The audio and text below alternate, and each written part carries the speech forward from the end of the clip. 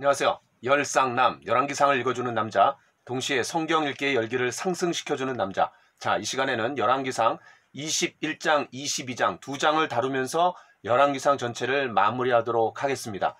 자, 여러분, 열왕기상은 크게 세 파트로 나눠진다 그랬죠? 1장부터 11장까지는 솔로몬의 통치, 그리고 12장부터 16장까지는 분열 왕국, 그리고 17장부터 22장까지는 엘리야와 아합입니다.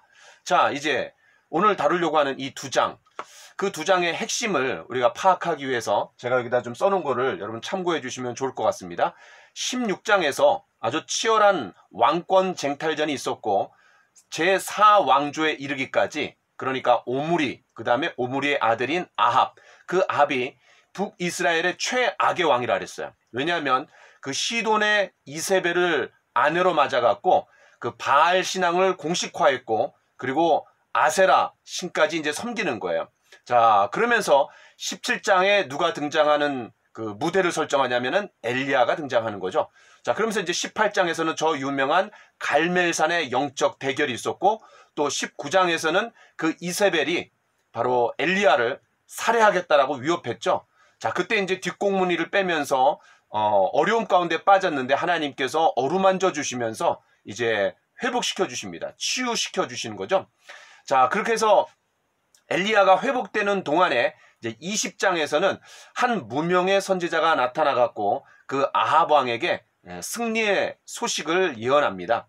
자, 그 다음에 이제 21장, 21장에 바로 나봇의 포도원, 이 사건을 통해 갖고 어떤 과욕이 부른 참사가 이제 되는 거죠. 왜냐하면 그런 두 번의 아람과의 전투에서 승리한 이 아합이 그 사소한, 사실 중요하지 않은데 좀 사소해 보이는 그런 나봇의 포도원까지 집어삼키려고 하는 어떤 과욕이 부른 참사, 여기에서 이 아합 가문의 완전히 멸망이 이제 예고되고, 특별히 그 엘리야가 다시 이제 활약을 하게 됩니다. 자, 그리고 이제 마지막 22장에서는 아람과의 세 번째 전투에서 앞에 두 번에서는 승리했지만 이 마지막 세 번째 전투에서 전사하게 되는 게 바로 이제 아합입니다. 그러면서 열왕기상의 마무리가 지어지는 곳이 바로 22장입니다. 자, 이런 포인트를 가지고 좀 더 자세하게 우리가 좀 살펴보도록 그렇게 하겠습니다. 자, 21장은 아합 인생의 대전환점이라고 할 수 있습니다. 왜냐하면 그런 하나님의 놀라운 개입과 도우심 가운데 아람과의 두 번의 전투에서 승리했어요. 그리고 나서 이제 22장에서 패배하게 되고 이제 전사하게 되는데, 그 22장 사이에, 그리고 20장과 22장 사이에 요 나봇 사건이 있습니다. 아까 말씀드렸던 것처럼 그런 아합의 과욕이 부른 참사라고 할 수 있습니다. 자, 1절부터 10절에 보니까 이스르엘 사람 나봇이라 그랬는데, 이스라엘은 나라의 이름이고 이스르엘은 평지입니다. 곡창지대예요. 그리고 여기가 평지이기 때문에 또 전쟁이 많이 일어났어요. 자, 이스라엘 사람 나봇이 있는데 그 포도원이 아합 왕의 궁에 가까웠던 것 같아요. 자, 그러니까 사마리아 성에도 왕궁이 있었고 또 이스라엘 쪽에도 별장이 있었던 것 같아요. 자, 이 나봇의 포도원을 채소밭으로 삼게 해달라고 제안하죠. 필요하면은 더 아름다운 포도원을 주겠다, 아니면 돈으로 내가 배상해 주겠다라고 이제 뭐 얘기를 했던 것 같아요. 자, 그때 나봇이 놀라운 얘기를 합니다. 뭐라 그러냐면, 내 조상의 유산을 왕에게 주기를 하나님께서 금하실지로다, 이렇게 얘기하는 거예요. 그런데 이 말의 이제 배경이 뭐냐면, 여러분 레위기 25장 23절에 이런 말씀이 있습니다. 토지를 영구히 팔지 말 것은 토지는 다 내 것임이니라. 그러니까 땅을 소유한 자의 것이 아니라 바로 하나님의 것이라는 거죠. 그래서 땅은 그 하나님께서 가나안 땅을 이스라엘 백성들에게 선물로 주신 것이기 때문에 그들이 거기에서 정착하면서 살아갈 수는 있지만 그것이 하나님의 것이라는 거예요. 자, 그래서 이렇게 이제 얘기를 했을 때 못 주겠다라고 하는 거죠. 그러니까 아합이 근심하고 답답해했습니다. 그리고 침상에 누워갖고 얼굴을 돌리고 식사를 하지 않았다라는 거죠. 완전 뭐 그냥 삐져갖고 토라진 것 같아요. 사실은 이렇게 나봇이 얘기할 때 근심하고 답답해할 것이 아니라 칭찬했어야 마땅하는 거죠. 왜냐하면 그런 하나님의 말씀에 충실한 그 나봇을 칭찬하고 오히려 상을 줬어야 되는 거죠. 자, 그런데 그냥 삐져 있는 거예요. 자, 그때 이제 누가 등장해요? 영원한 해결사. 자, 이 이세벨이 이제 자초지종을 듣고 이제 자기가 해결사 노릇을 자청합니다. 뭐라 그래요? 내가 나봇의 포도원을 왕께 드리리다. 그러면서 거짓 증인 두 불량배를 매수하고 그 다음에 나봇이 하나님과 왕을 저주했다라고 신성 모독죄를 씌워갖고 이제 죽이는 거예요. 그러니까 힘의 논리로 억울한 누명을 씌워서 이 나봇을 죽이려고 하는 거죠. 하여튼 모든 이 법률 체계는요, 그 책임자들이 잘못된 가치관을 갖고 있을 때, 타락할 때 그런 정치가들의 도구로 전락하는 게 법률인 것 같아요. 자, 그래서 이제 11절부터 16절에 보니까 이 이세벨이 짠 각본대로 그대로 시행하게 되죠. 다시 말해서 무고하게 이 나봇을 희생시킵니다. 돌에 맞아 죽는 거죠. 자, 그러면서 아합이 뒤도 안 돌아보고 자세한 내막도 뭐 듣지 않고 바로 그냥 나봇의 포도원을 차지해버립니다. 자, 이제 이게 그 아합 인생의 아주 그냥 뭐 최대의 실수였던 거예요. 자, 17절부터 26절에 보니까 이제 다시 엘리야가 등장합니다. 그러면서 하나님께서 아합에게 이렇게 말해라 라고 얘기하는 거죠. 네가 죽이고 또 빼앗았느냐? 개들이 나봇의 피를 핥는 곳에서 너도 핥으리라, 이렇게 얘기하는 거예요. 그러니까 아합과 이제 엘리야의 사이에 이제 여러 가지 이제 대화가 오가는데, 네가 악을 행하여 하나님이 네 집을 여로보암의 집과 바사의 집처럼 되게 하실 것이다. 여러분, 바사는 제2왕조를 이룬 사람이죠. 16장 4절에 보니까 그 예후라는 선지자가 바사에게 이렇게 심판하죠. 바사가 속한 자가 성읍에서 죽은 즉 개가 먹고 들에서 죽은 즉 새가 먹으리라. 자, 그렇게 예언했던 대로 성취가 됐는데 바로 그런 바사의 집과 똑같이 바로 이 아합의 집이 그렇게 된다라는 거죠. 자, 그래서 이제 이세벨도 개들에게 먹힐 것이다. 그러니까 아합만 그런 것이 아니라 이세벨도 똑같이 그렇게 심판을 받는다라는 거예요. 물론 이제 이 아합에 대한 예언은 22장에서 성취가 되지만 이 이세벨에 대한 예언은 열왕기하 9장과 10장에서 뒤편에서 이제 성취가 됩니다. 자, 그러면서 이제 이렇게 말하는 거죠.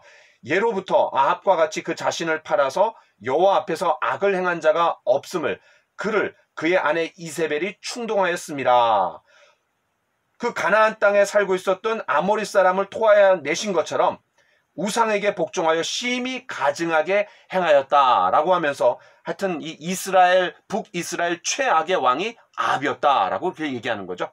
자, 그다음에 이제 27절부터 29절에 보니까 그 이야기를 듣고 놀라운 거는 아합이 옷을 찢고 굵은 배로 몸을 동이고 금식하며 또 굵은 배에 불편했겠죠. 거기다 누웠다라는 거예요. 그리고 풀이 죽어서 다녔다라는 거예요. 자, 이렇게 회개하는 모습을 보이니까 그런 아합이 겸비하는 모습을 보고 이제 그의 시대에는 재앙이 내리지 않고 그 아들 시대에 재앙이 내릴 것이다 라고 이제 그렇게 말하는 겁니다. 그러니까 죄의 결과까지 사라지는 건 아니지만 어쨌든 그런 다음 때로 심판이 연기돼요. 근데 많은 경우 보니까 솔로몬 때도 그렇고 여로보암 때도 그렇고 그 심판이 그 아들 때에서 이루어집니다. 자, 어쨌든 이 21장을 보면서 우상 숭배가 가져오는 게 뭐냐면 결국은 탐욕입니다. 그 탐욕이 거짓 증언을 불러일으켰고 그 거짓 증언에 의해서 그 살인을 이제 조장했고 무고하게 이제 살인하는 거예요. 그리고 나중에는 이제 도적질하게 되는. 여기에 보면 10계명의 5계명을 다 어긴 거예요. 뭐냐면은 첫 번째는 나봇의 부모를 욕되게 하는 거죠. 그 부모가 물려준 유산을 함부로 자기가 뺏는 거예요. 사실 그렇게 뺏을 수가 없는 건데. 그러니까 하나님의 율법을 왕이 먼저 어기게 되는 거죠. 그래서 제5계명을 어긴 게 되는 거고, 그 다음에 나봇을 죽였으니까는 살인하지 말라 6계명을 어긴 거고, 그 다음에 7계명은 간음에 대한 거니까 넘어가고, 그 다음에 8계명이 뭐예요? 도적질하지 말라 그랬는데 이 나봇의 포도원을 도적질해 가는 거죠. 그 다음에 이제 제9계명이 뭐냐면은 이웃에게 대하여 거짓 증언하지 말아라. 그런데 불량배 2명을 거짓 증언자로 매수해 갖고 이제 무고하게 죽이는 거죠. 그다음 마지막 10번째가 뭐냐면 탐심이죠. 그래서 이제 이 5개의 계명을 어긴 거를 우리가 좀 생각해 볼 수 있습니다. 자, 그 다음에 이제 마지막 22장입니다. 자, 이 22장은 지난 20장에서 아람과의 2번의 전투 가운데 승리했어요. 그런데 이제 마지막 3번째 전투에서 이 아합이 전사하게 됩니다. 자, 1절부터 4절에 보니까 유다의 여호사밧, 그러니까 아사에서 여호사밧으로 이제 옮겨갔어요. 왕이. 그 여호사밧과 아합이 길르앗 라못을 아람에게서 되찾자고 의기투합합니다. 그러니까 그 20장의 아벡의 전투에서 두 번째 아벡 전투에서 이제 전쟁 없이 3년간 지내면서 아마 이 아합이 군비를 증강했던 것 같아요. 또 두 번의 승리의 경험도 있고 해서 이제 그 과욕과 또 자기 과신이 있었던 거죠. 또 21장에서 그런 과욕이 부른 참사, 나봇의 포도원도 뺏었잖아요. 그러니까 의기양양 완전히 승리에 도취되어 있었고 그런 교만이 하늘을 찔렀던 것 같아요. 더 많은 것들을 취하려고 했던 거죠. 자, 5절부터 23절에 보니까 여호사밧이 이렇게 얘기하죠. 이 여호사밧은 아사, 여호사밧, 그 다음에 히스기야, 요시야, 이 네 명은 그 유다의 탁월한 네 왕입니다. 그래서 이제 이 여호사밧이 어떻게 하냐면 먼저 하나님의 말씀이 어떠하신지 한번 물어봅시다 라고 좋은 제안을 했던 거죠. 그때 이제 아합이 선지자 400명을 모으고 길르앗 라못에 가서 싸우랴 말랴 그랬더니 그 400명이 뭐라래요? 한결같이 올라가라. 그러면 승리하게 해주신다 라고 얘기하는 거예요. 그때 여호사밧이 뭐라 그래요? 그 외에 더 물어볼 사람이 있습니까? 라고 물어보는 거죠. 이 여호사밧은 한결같은 그런 낙관주의, 그 400명이 똑같이 얘기하는 것에 크게 감동한 것이 아니라 오히려 미심쩍어 하는 거예요. 자, 그러면서 이제 더 물어볼 선지자가 있느냐라고 물어봤을 때 아합이 뭐라고 얘기합니까? 있는데 그럼 이 미가야라는 사람이 있기는 한데 이 미가야는 내게 대하여 길한 일은 예언하지 않고 흉한 일만 예언한다 해갖고 기분 나빠하고 싫어하는 거예요.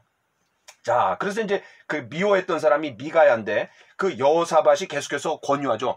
과거에 있었던 일 때문에 계속해서 그 선지자를 미워하는 건 잘못된 일입니다. 라고 하면서 결국 이제 미가야를 부릅니다. 그러니까 이 엘리야는 450대 1의 전쟁을 했던 사람이라면 이 미가야는 400대 1의 전쟁을 하는 거예요. 그렇죠? 영적 전투가 이루어지는 겁니다.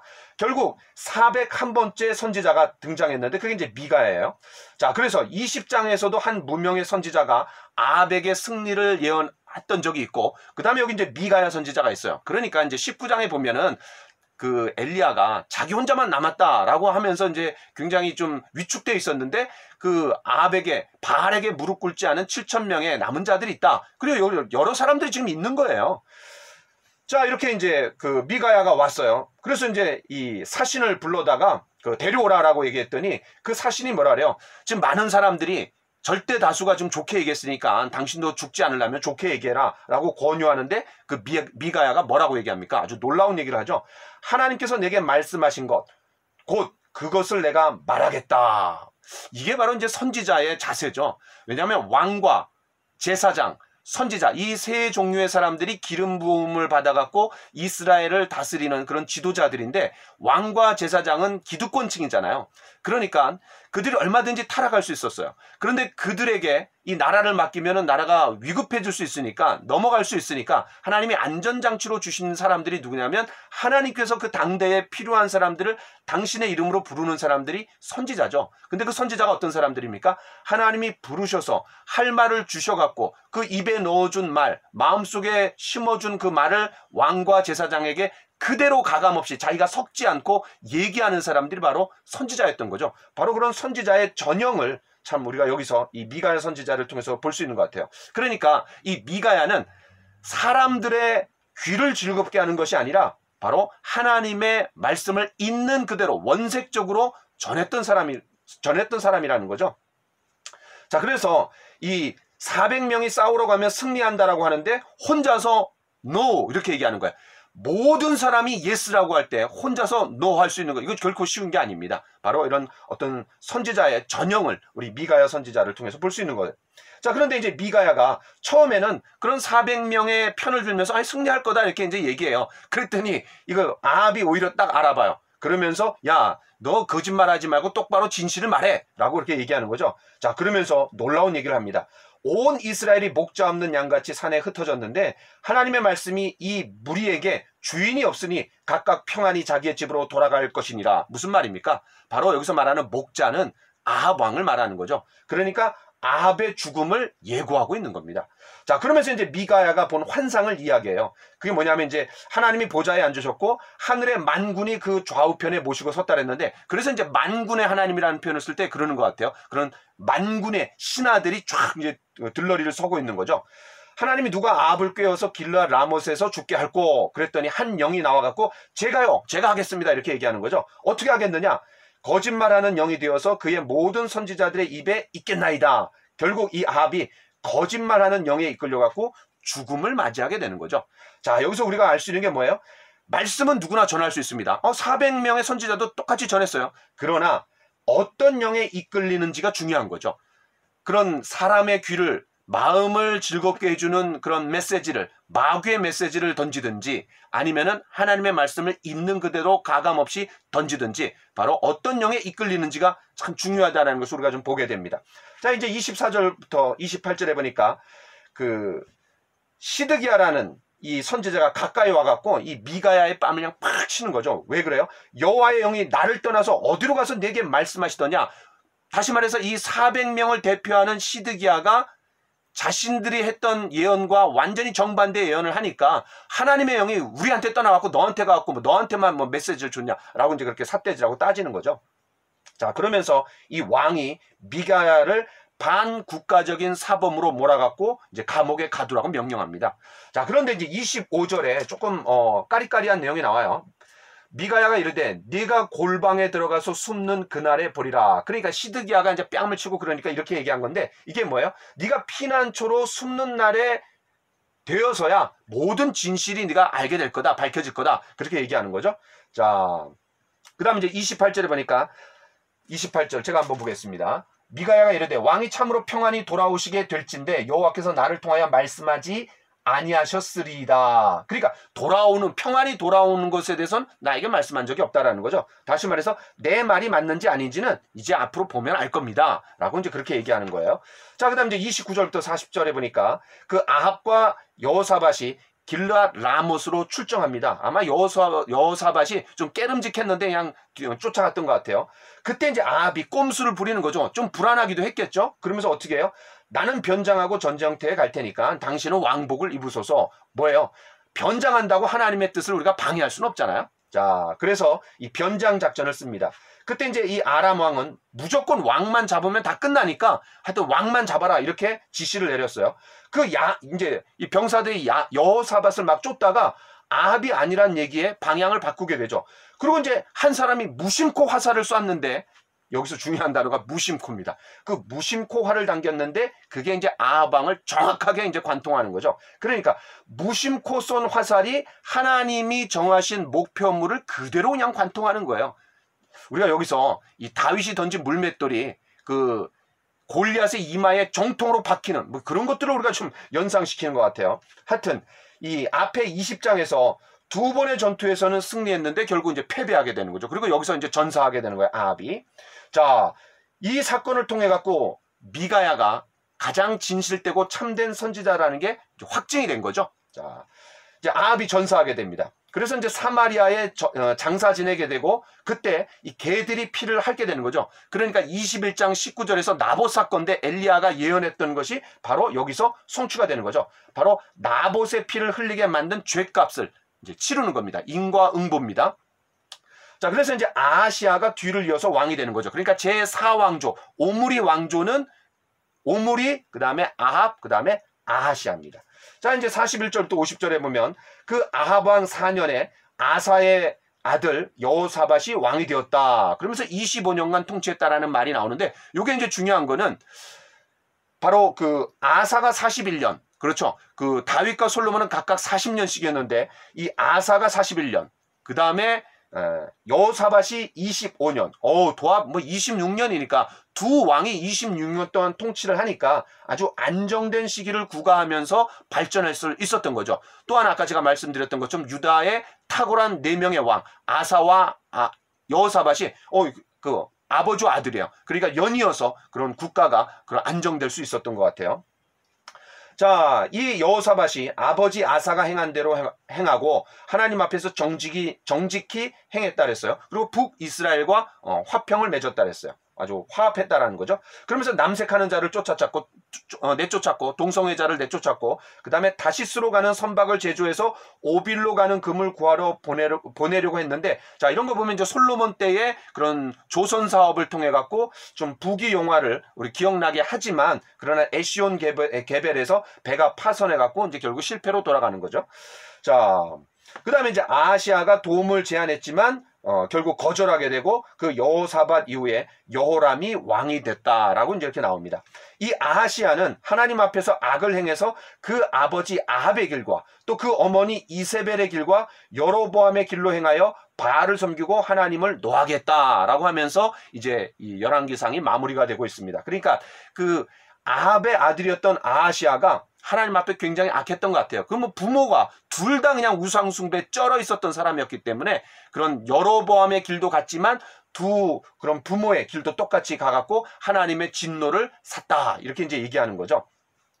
이 사실 이제 열왕기상이 그 이스라엘 백성들이 망하고 특별히 남쪽 유다가 바벨론 포로에 잡혀가 갖고 그 가운데서 이제 왜 우리가 망했을까? 그러면서 이제 자신들의 역사를 기술하면서 쓴 것이 이 열왕기 상하거든요. 자, 그래서 바로 이런 우상숭배 이런 것들이 문제가 됐다라고 하면서 거기서 이제 우리가 계속해서 머물면 안 된다, 돌이켜야 된다, 뭐 이런 어떤 내용들이 들어가 있는 게 이런 열왕기 상하의 어떤 기조입니다. 쓰여져 있는 기조. 자, 그러면 이제 우리가 열왕기상 1장부터 22장까지를 좀 봤는데요. 자, 여러분, 열왕기상에 이 솔로몬이 통치를 잘 해갖고 지혜롭게 잘 하다가 11장에서 날개 없는 추락, 완전히 추락하게 되는 거죠. 바로 성적인 타락, 우상숭배, 이게 이제 찌들어갖고 나락으로 빠져듭니다. 그래서 나라가 두 개로 쪼개져요. 여로보암과 그 다음에 르호보암. 그 르호보암 쪽은 이제 남쪽 유다예요. 그러니까 이 남쪽 유다는 유다 자손에게서만 왕들이 나오고 그 다음에 여로보암으로부터 시작한 그 북이스라엘의 왕은 앞에 전임자를 암살하기만 하면 누구나 왕이 될 수 있었던 바로 구테타의 정치예요. 자, 그런 것들을 우리가 좀 볼 수 있어요. 그러나 여로보암도 다윗 언약처럼 하나님께서 너가 잘하면은 영원한 왕조를 세워주겠다라고 분명히 얘기를 했지만 그러나 이 정치적인 독립 또 종교적인 독립을 일구기 위해서 꼼수를 부리면서 결국 이 여로보암이 첫 단추를 잘못 꿰매죠. 그래갖고 그 이후에 있는 모든 왕들이 바로 여로보암의 길로 갔습니다. 특별히 오므리에 의한 이 제4왕조 또 아합이 아주 최악의 왕이었는데 그런 최악의 시기였기 때문에 하나님께서 그런 안전장치로서 선지자를 보내주시는데 놀라운 거는 그 탁월한 그 선지자 엘리야와 엘리사가 남쪽 유다에서 활약한 것이 아니라 북쪽 이스라엘의 특별히 아합 시대에 활약했다라는 거. 여러분 그렇게 유념해 주시고 그 17장부터 이제 열왕기하 한 13장 정도까지가 그 엘리야와 이제 엘리사 이야기가 쫙 나오는 거거든요. 자, 그래서 이 왕들의 이야기지만 킹스, 그죠? 열왕기상하 이 왕들의 이야기잖아요. 그러나 그 왕들의 이야기 속에 보석같이 박혀 있는 게 뭐냐면 왕들이 주인공이 아니라 바로 선지자가 주인공이었고 그 구국의 선지자 바로 엘리야와 엘리사가 굉장히 중요한 그 가운데 탁 박혀 있는 거예요. 여러분 그거 놓치면 안 되실 것 같아요. 자, 그래서 이제 열왕기상 18장 21절을 읽으면서 제가 이제 열왕기상 전체를 마무리하도록 하겠습니다. 자, 그 갈멜산 영적 대결에서 이 엘리야가 놀라운 얘기를 하죠. 너희가 어느 때까지 둘 사이에서 머뭇하려느냐. 여호와가 만일 하나님이면 그를 따르고 바알이 만일 하나님이면 그를 따를지니라. 자, 그때 우렁차게 그 갈멜산에서 바알을 따르고 아세라 신을 따랐던 사람들에게 양자간에 선택해라 라고 도전했던 그 도전이 지금도 우리에게 귓가를 때리고 우리의 마음을 때리는 것 같아요. 이 시대도 마찬가지 아닙니까? 이 시대는 오히려 신들이 더 많은 것 같아요. 더 많은 사람들이 자기가 만든 신, 우상숭배에 빠져갖고 그걸 허덕이고 있잖아요. 참 이 메시지가 우리에게도 필요한 것 같습니다. 자, 이제 열왕기상 22장까지 마무리하고 그동안 여러분 수고 많으셨고요. 이제 열왕기하 1장부터 그 엘리사가 이제 나오게 되는 배경이 이제 되는데 거기서부터 좀 보도록 하겠습니다. 감사합니다.